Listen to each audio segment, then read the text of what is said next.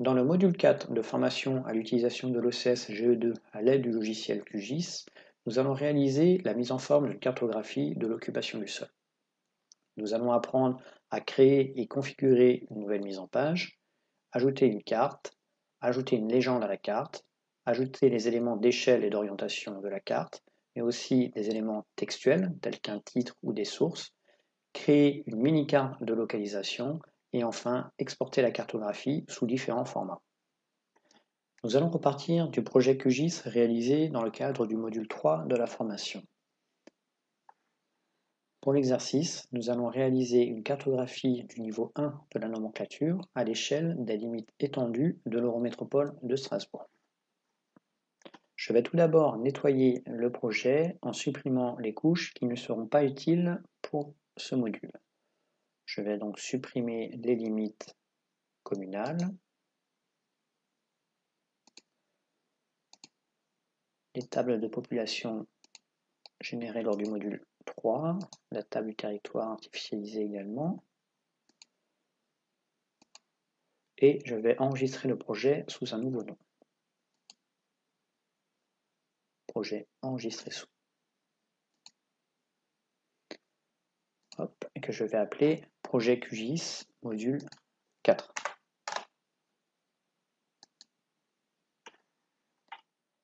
Voilà, je vais pouvoir maintenant démarrer la création d'une nouvelle mise en page cartographique. Je me rends dans Projet, puis Nouvelle mise en page. QGIS me demande de spécifier un nom à cette nouvelle mise en page. Je vais l'appeler Carto Niveau 1 Eurométropole de Strasbourg et je valide le titre. Une nouvelle fenêtre s'ouvre dédiée à la mise en page cartographique. Cette fenêtre est automatiquement synchronisée avec le projet QGIS. Dans cette nouvelle fenêtre, on retrouve un espace de visualisation de la mise en page. Nous retrouvons aussi tous les outils qui permettent de rajouter des objets à la mise en page, les outils de manipulation des objets que l'on va insérer dans la mise en page et l'encart des propriétés de chacun des objets que nous allons rajouter à la mise en page. Commençons par configurer le format de la page. Je clique droit sur la carte, propriétés de la page. Ici, je peux spécifier la taille de la page avec des formats prédéfinis, A4, A3, A2, l'orientation de la page, portrait ou paysage, ou fixer des largeurs personnalisées. Pour le cadre de la cartographie de l'Eurométropole de Strasbourg, je vais choisir plutôt une orientation portrait de la page. Je vais conserver une taille en A4 et ne pas toucher aux largeurs et hauteurs. Nous allons maintenant rajouter une carte à la page. Pour cela, j'utilise l'outil d'ajout d'une nouvelle carte et je dimensionne la nouvelle carte via un cliquer-glisser sur la page.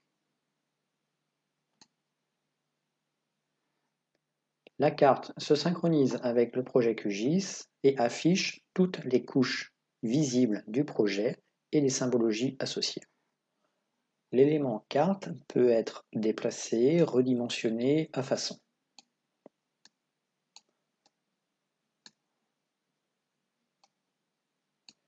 Il se rajoute automatiquement à la liste des éléments disponibles. Ici, carte 1. Je peux le renommer pour que cela soit plus explicite, carte Eurométropole de Strasbourg, et verrouiller son emprise pour éviter des déplacements involontaires. L'ensemble des paramètres de configuration de l'élément carte sont disponibles ici dans l'onglet de propriétés de l'objet lorsque celui-ci est sélectionné. Je peux modifier l'échelle d'affichage de la carte, ici que je vais fixer à 150 millièmes, afin d'optimiser l'emprise de la carte sur la page. Je peux également verrouiller les couches et verrouiller le style de couche. Si une modification de symbologie est apportée dans le projet QGIS, cela n'affectera pas mon élément carte ici présent. Toutefois, j'aimerais, dans le cadre de l'exercice, réaliser une modification de la symbologie du contour communal, en appliquant une opacité ou un floutage des polygones de l'occupation du sol compris dans l'étendue de l'Eurométropole de Strasbourg. Pour cela, je vais retourner dans le projet QGIS afin de modifier la symbologie de la limite de l'EPCI. Propriété. L'astuce va être d'appliquer une symbologie en polygone inversé. Je viens ici modifier le remplissage extérieur de la couche. Je vais l'appliquer en blanc, modifier la couleur du trait de contour en noir, affiner la largeur du trait et appliquer une opacité à la couche de 70% par exemple. Et appliquer les modifications. Voilà, j'observe bien qu'une opacité s'est créée sur les objets extérieurs de l'Eurométropole de Strasbourg. Je vais décocher la limite extérieure de l'EPCI et je vais retourner dans la mise en page de la cartographie. Pour appliquer la modification de symbologie, je vérifie bien que ma couche n'est pas verrouillée en style et je rafraîchis la page si celle-ci ne se fait pas automatiquement. Voilà, le style de la carte est OK, je la reverrouille pour éviter toute modification. Je vais maintenant rajouter une légende à cette carte en rajoutant l'élément ici légende. Comme pour la carte, je dimensionne la légende via un cliquer-glisser. Par défaut, QGIS affiche l'ensemble des couches disponibles dans le projet. L'élément de légende se rajoute bien dans la liste des éléments disponibles et je peux configurer ses propriétés dans la fenêtre de propriétés de l'objet. Je peux modifier les éléments de la légende en décochant la mise à jour auto. Ensuite, je peux venir supprimer, ajouter ou renommer des éléments de la légende. Ici, je vais supprimer les limites qui ne sont pas visibles, l'orthophotographie. Je peux également renommer des items. Limite de l'Eurométropole de Strasbourg. OK. Je peux également cacher des titres, sous-titres de groupes et de sous-groupes. Par exemple ici, le découpage administratif, j'aimerais le cacher dans la légende. Ici, le nom de la couche aussi, j'aimerais le cacher. En cliquant droit, cacher. Je peux également configurer la police des différents éléments de la légende, pour le titre, le groupe, sous-groupe et l'élément. Je peux aussi configurer le nombre de colonnes à faire apparaître. Ici, je vais laisser une colonne. Mais aussi, je peux configurer les espacements, les symboles, la rotation, la position de la légende. Je valide la configuration de ma légende. Je vais maintenant rajouter une échelle à ma carte. Pour cela, je rajoute un élément, une nouvelle barre d'échelle à la mise en page. Toujours pareil, via un cliquer-glisser, je dimensionne mon élément. Ici, l'élément légende se rajoute bien dans la liste des éléments disponibles et se configure bien avec la seule carte disponible sur la mise en page, la carte de l'Eurométropole de Strasbourg. J'accède aux nombreuses propriétés disponibles pour l'échelle, où je peux configurer le style, les unités de la barre d'échelle, les segments droite-gauche à afficher, la marge de la boîte et des étiquettes, la police des étiquettes, la position de l'échelle ou encore la rotation de celle-ci. Je vais conserver ici les paramètres par défaut et juste repositionner mon échelle un peu plus bas sur la page. Maintenant, je vais rajouter une orientation à la carte, ici avec l'élément de flèche nord. Je la dimensionne via un clic et glisser juste à côté de mon échelle. Dans les versions antérieures de QGIS, l'option de rajout d'une flèche nord n'était pas disponible.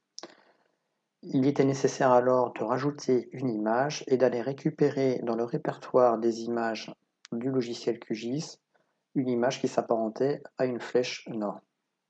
Ils ont rajouté cette option dans les nouvelles versions de QGIS car il est vrai que cela n'était pas très pratique.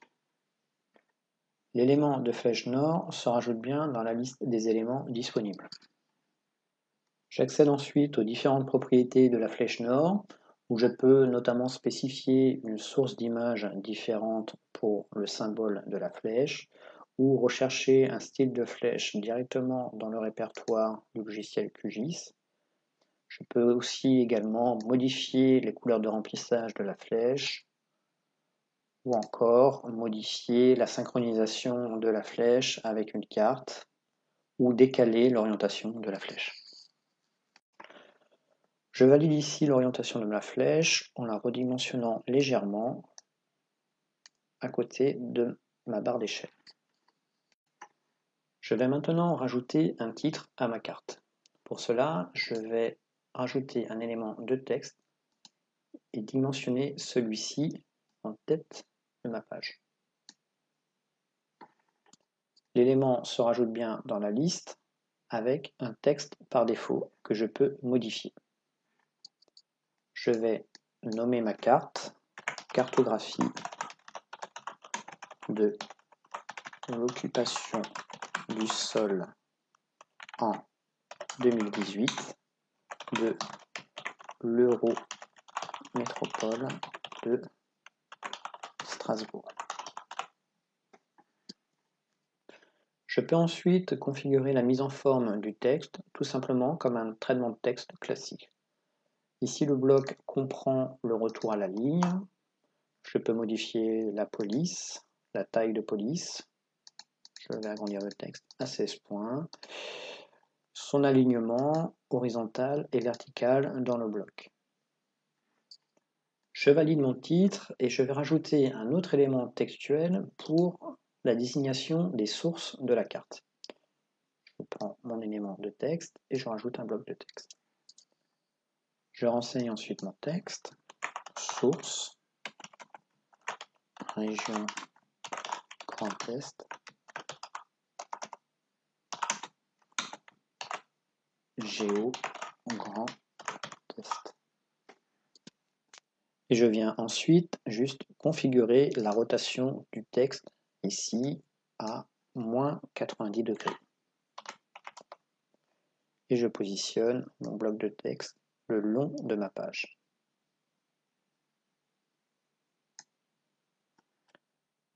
Voilà.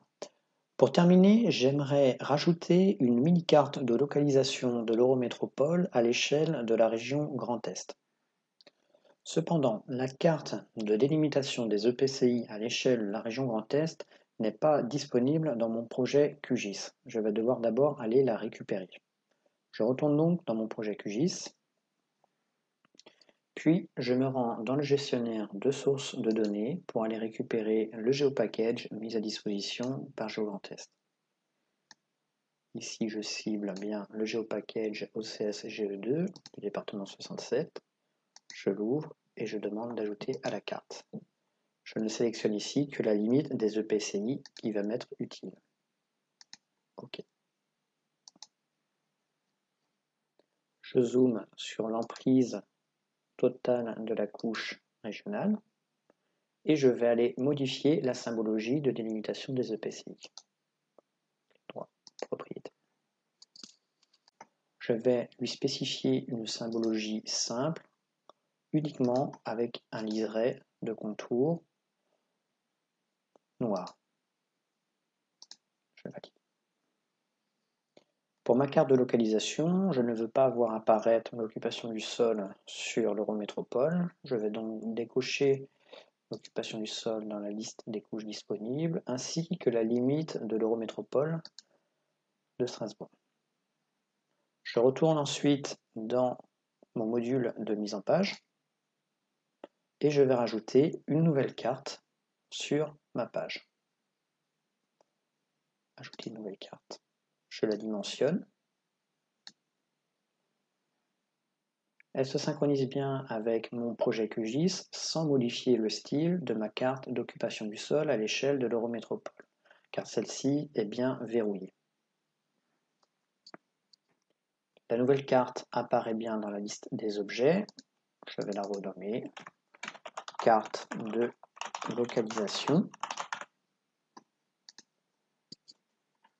Je vais légèrement la redimensionner afin qu'elle occupe un meilleur espace.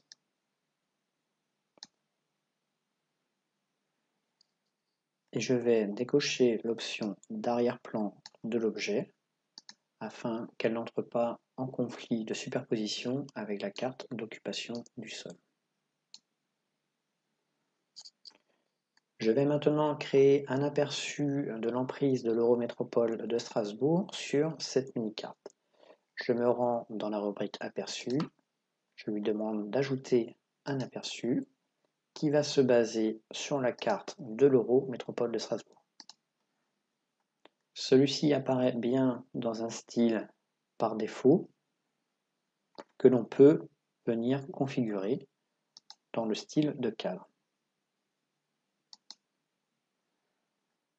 Si je souhaite plutôt un point de localisation de l'Eurométropole plutôt que son emprise, je peux le configurer en choisissant ici un type de symbole non plus en remplissage simple, mais en remplissage de centroïde. Je peux ensuite configurer simplement le symbole en modifiant sa taille, en modifiant sa couleur de remplissage ou son contour. Voilà, la mise en page me semble maintenant terminée. Je n'oublie pas de sauvegarder celle-ci, qui sera automatiquement enregistrée dans le projet QGIS. Je vais maintenant pouvoir exporter la carte. Plusieurs formats d'export sont disponibles. Vous pouvez exporter la carte comme une image, au format JPEG ou PNG, au format SVG ou encore au format PDF. Nous allons exporter ici la carte en format PDF. Vous lui spécifiez un nom d'export. Ici, je vais conserver ce nom, enregistrer et valider les options d'export PDF.